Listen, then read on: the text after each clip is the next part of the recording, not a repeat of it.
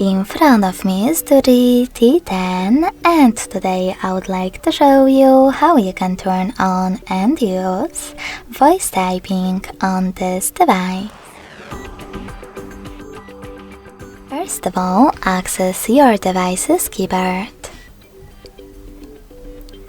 If microphone icon is not visible at the top right corner of it, select this gear one.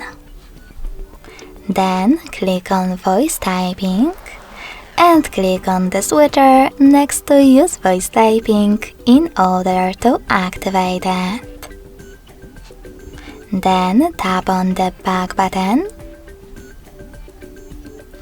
and tap on the microphone icon to start typing. If you never used this option before, choose while using the app.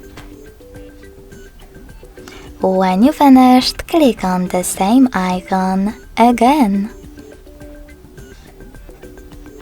Thanks so much for watching. If you enjoyed this video, smash that like button, comment and subscribe.